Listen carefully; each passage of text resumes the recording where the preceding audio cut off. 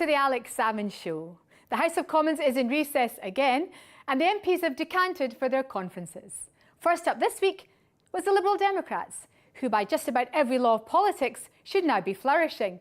But most talk before Brighton was not of a Liberal Democrat surge, but whether a new centre party is waiting in the wings to steal their mantle.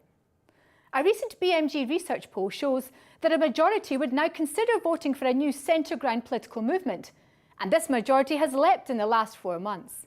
This, of course, has hit some headlines. Today we examine why, despite polls showing that the public might vote for such a new party in droves, the prospects for breaking the mould of British politics from the centre seem as distant as ever. But first, over to Alex with your tweets, your emails and your messages. Now, there was a big reaction, particularly on Facebook, to our series on the railways. And interestingly, from what might be called the outer limits, Angela Sutherland says, watching from Shetland, where there are no trains. Charmaine Doyle says, Cornwall really needs HS2 more than anyone. Leave Scotland out of this mess. And Barry Kirk says, I want to know why Scotland has to pay for English-only infrastructure, yet had to pay for the Queensferry crossing ourselves. Some union, eh? Simon Leach says that trains should be upgraded for all the UK with high-speed lines. But emailing us, Brian Egger looks at the technology aspects and adds, for a future programme, I hope you might be able to include Vector by Flight Rail Corps of California and their updated version of Brunel's atmospheric railway. Fiona McRae says simply, 50 billion in the name of the wee man. What we could do with that. Now, the name of the wee man is a colloquial Scottish phrase. And Rab Campbell says simply, Alec putting a human face in this. And you're onto something there, Rab, because as we looked through that series on HS2, then both the technological arguments and in particular the arguments about what was happening to people in the way of HS2, I began to change my mind quite a bit. Now to the prospects for a new centre party. At first sight, the omens look good. Both major Westminster parties are badly split. The Tories are split on Europe and Labour just split. Europe provides an overriding issue to bind a new party together, and there seems to be money, perhaps even big money, on offer.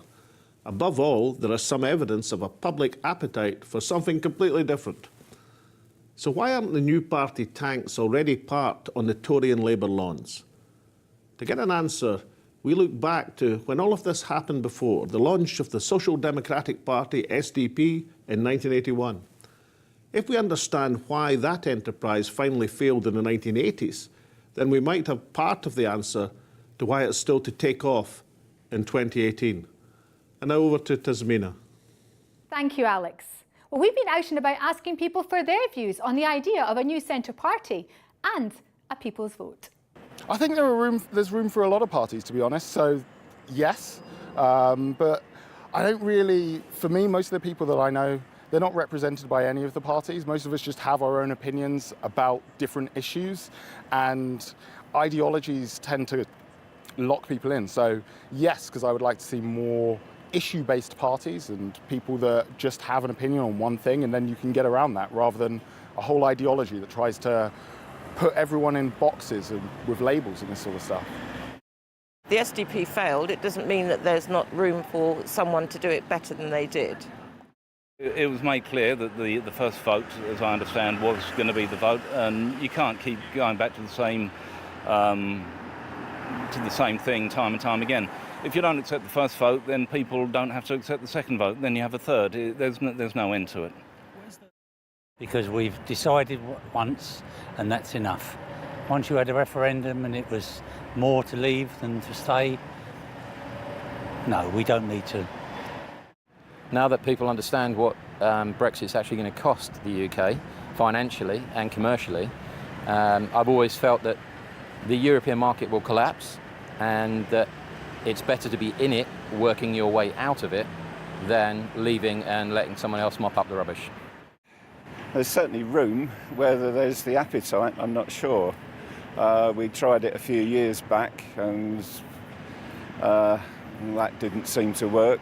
But I can't see the Tory party holding together for much longer. So I find the future very difficult to predict at the moment. Back in the early 1980s, some 30 Labour MPs rallied to the banner of the Limehouse Declaration of the Gang of Four. But the fledgling party could only attract but one sitting Tory MP. However, they had their sights on attracting others. Among them, a young Plaid Cymru MP from Carnarvon, David Wigley. Now still in Parliament, Lord Wigley of Carnarvon tells Alex what happened, why he didn't jump ship, and why the SDP finally went down with all hands. David, welcome to the Alex Salmond Show. Thanks very much indeed, Alex. I want to take you back to the dawn of the 1980s and the emergence of this new party then, the Social Democratic Party. What's your memories of that explosive political event? Well, of course, it was an event in its own right. Very different circumstances to those that exist now.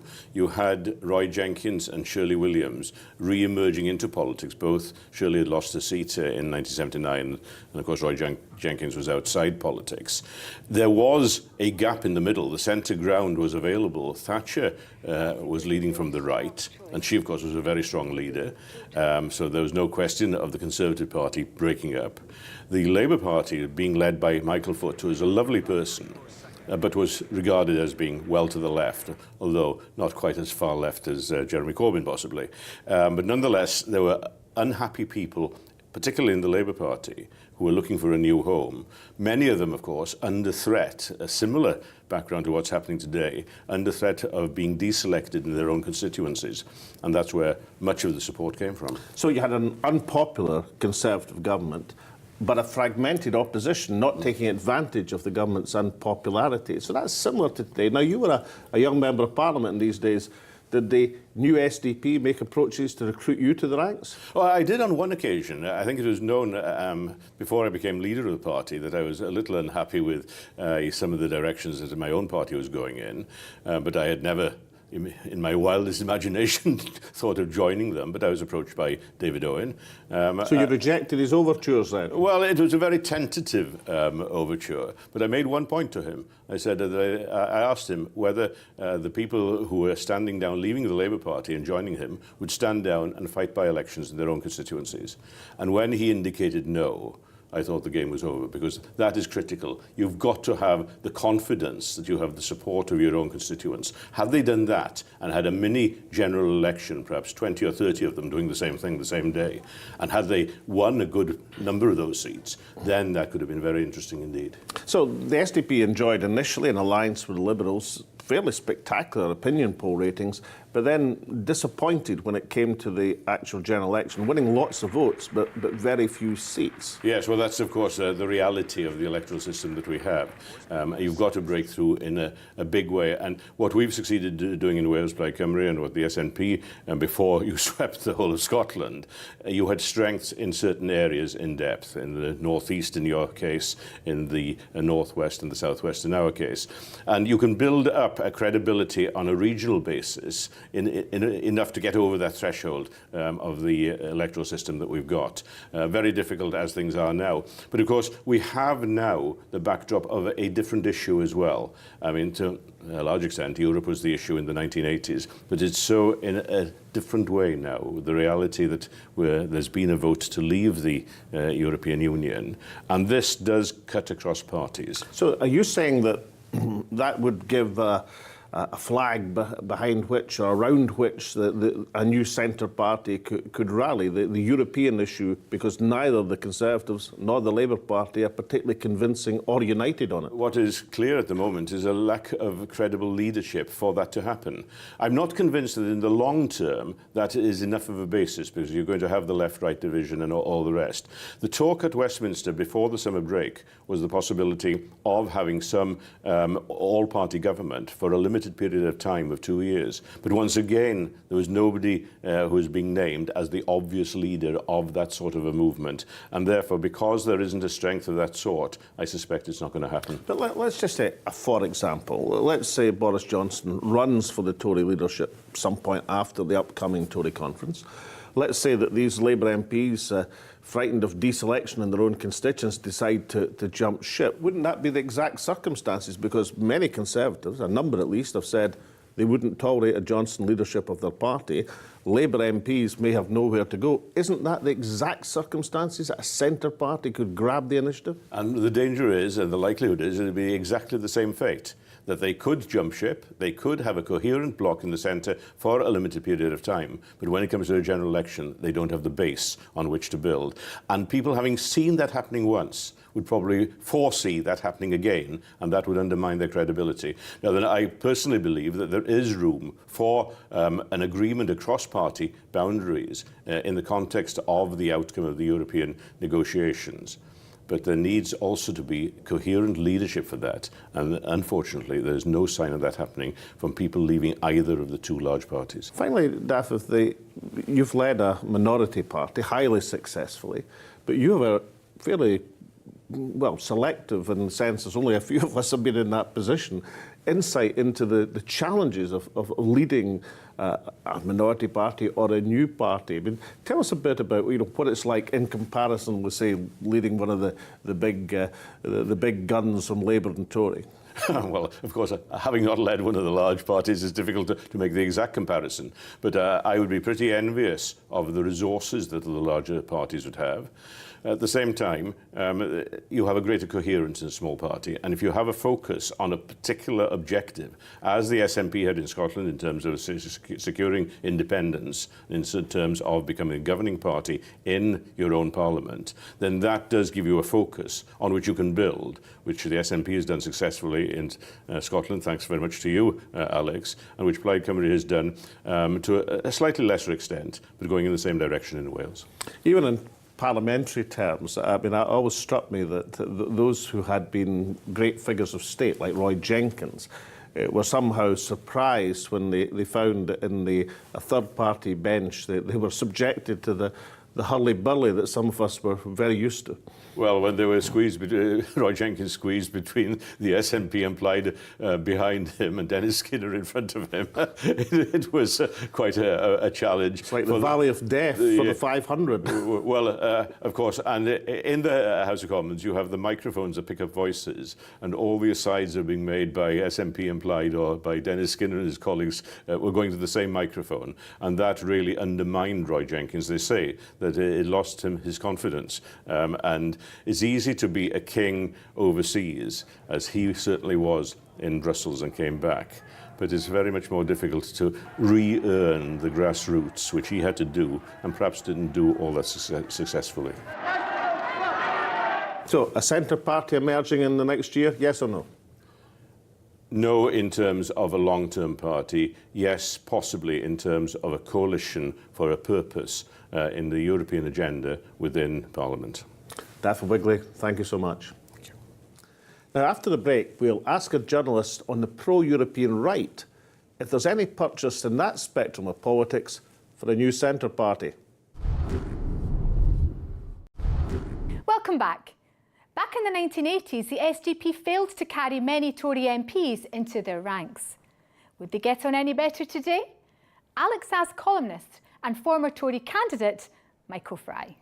Michael, there's been a fair history of putative launches of new parties. Has it been altogether a successful one? Well, I think the very concept of a centre party is too namby-pamby and really empty of content. I mean, all sides of politics, they have a spectrum. So in the, on the Conservative side, you go from the sort of cuddly Christian Democrats of Angela Merkel over to the populist movements, the almost fascist movements that are rising in Europe today. On the left, you go from from Maduro's Venezuela over to the even more cuddly Danish or Swedish Social Democrats. So every political tendency has this spectrum from left to right. But every political tendency also has some core ideology that moves it and on which it rests. So just to be a centrist as such, I don't think it fulfills this criteria. I mean, you just try to take an average of everybody else. I don't think that's going to work. But isn't there one aspect just now which might be the key for success for a new centre party, and that is the European issue? that the European issue, which even many right-wingers like yourself are deeply unhappy with the move against Europe, might that provide the glue which can stick a centre party together? So what is the centrist position between Leave and Remain? There is no centrist position.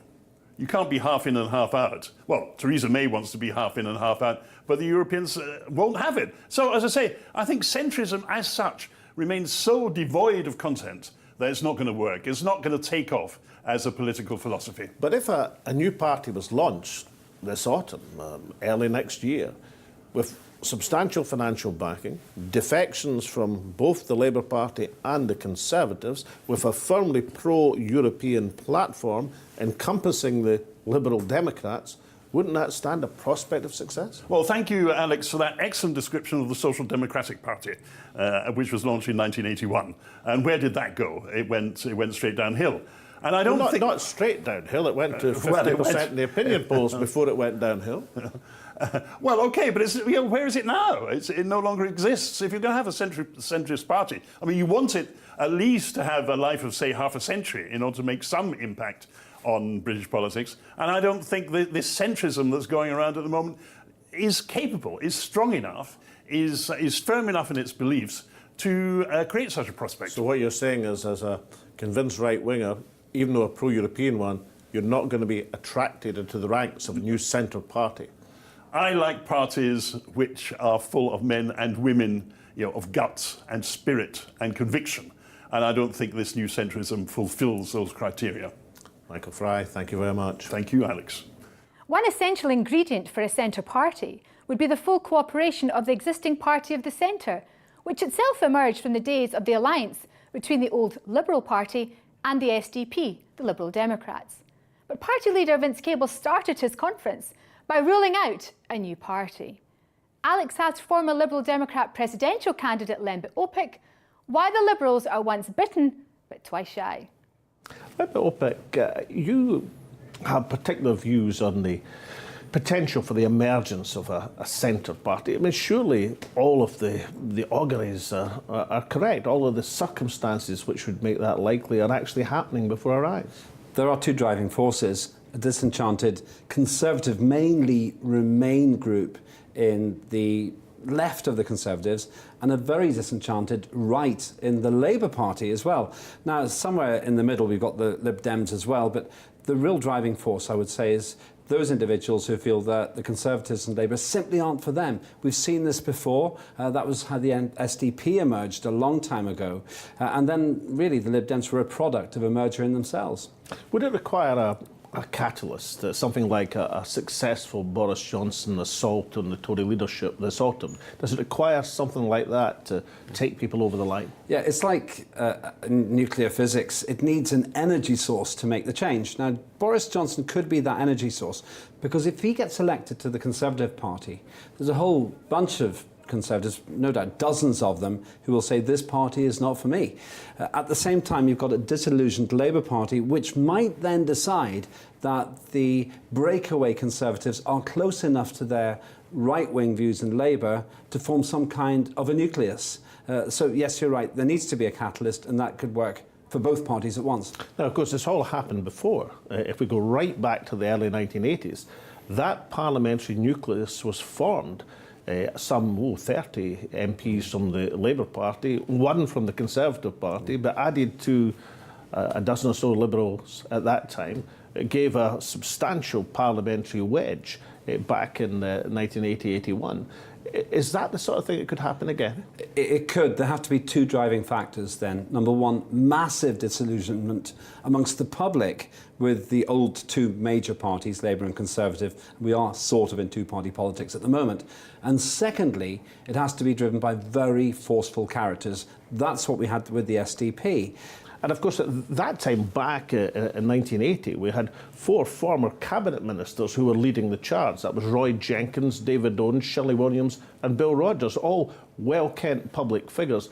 Is there anyone of that stature waiting in the wings now? Well, there are people of that stature. Now, you may remember the famous Limehouse Declaration, not far from central London, where they put their stall out and it was received positively by millions in the public. But it would take those who haven't given up completely in their existing Conservative and Labour parties to make the move. There's Ken Clarke. Maybe he wouldn't want to take this path from the Conservatives. You've got Hilary Benn on the other side.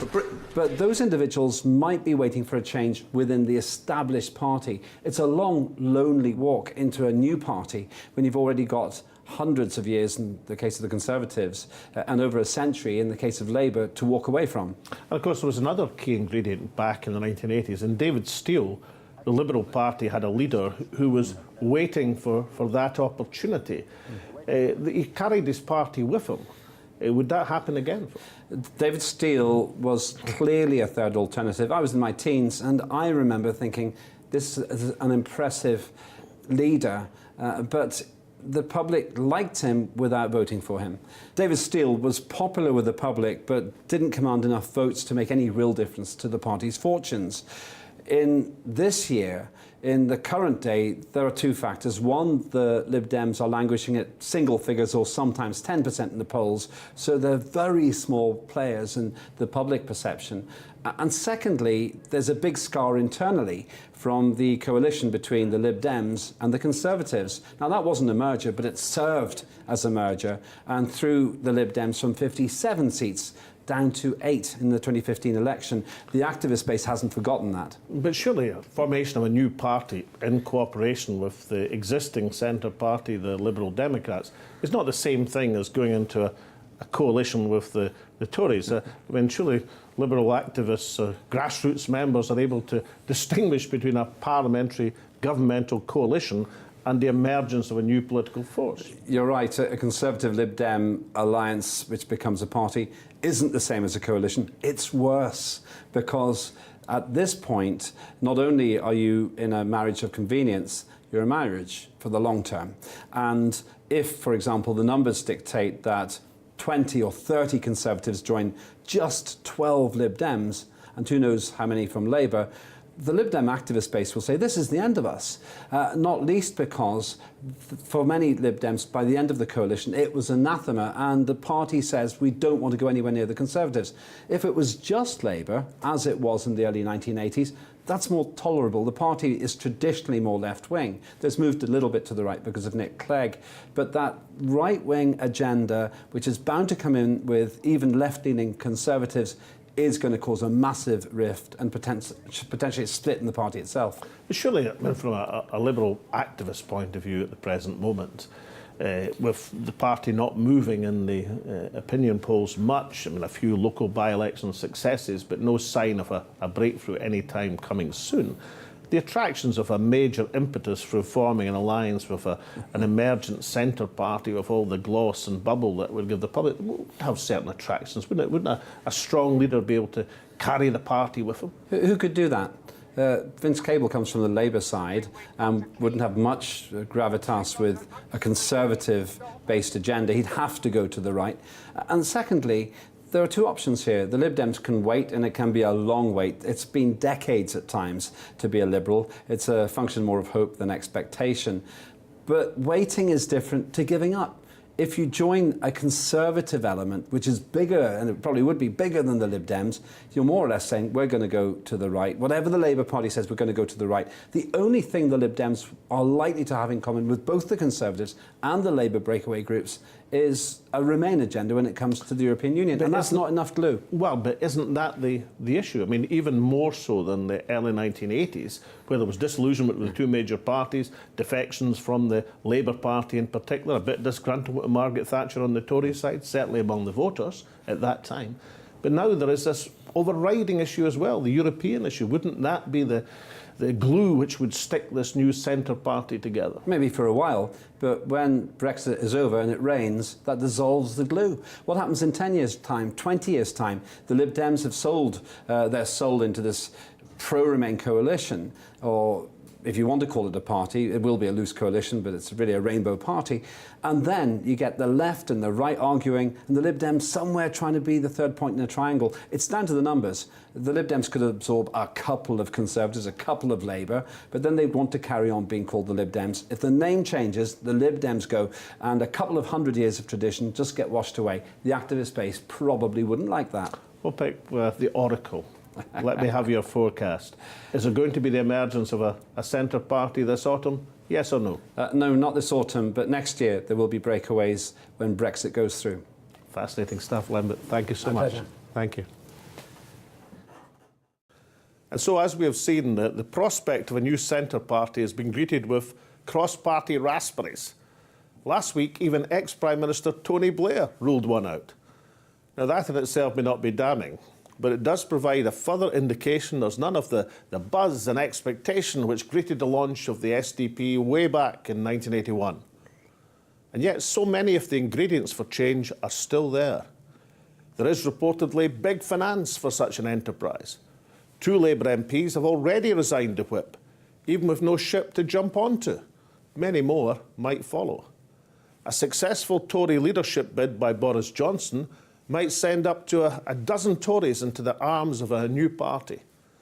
The Liberals, hostile for now, could still be won over if there was a serious prospect of parliamentary relevance.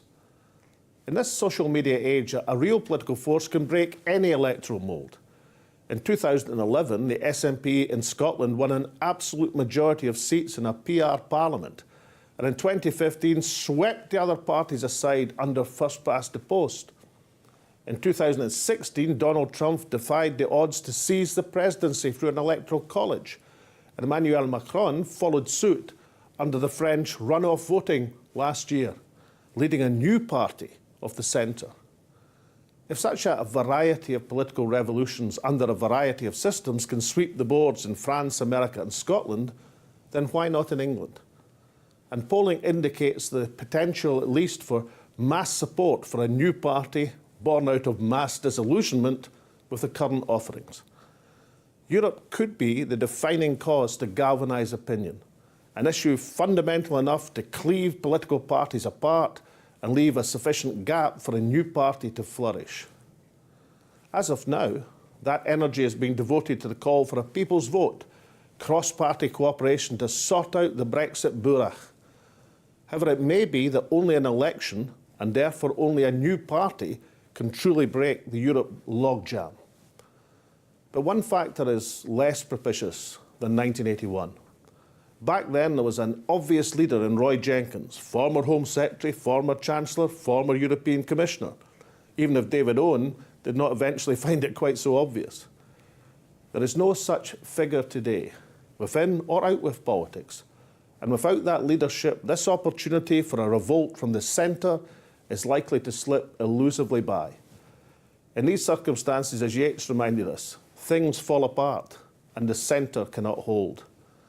And so in times to come, this present talk of a new centre party may be remembered only for the number of inches it provided for journalists, bored of writing desultory columns about Brexit. From Tasmina and me and the rest of the crew, it's goodbye for now.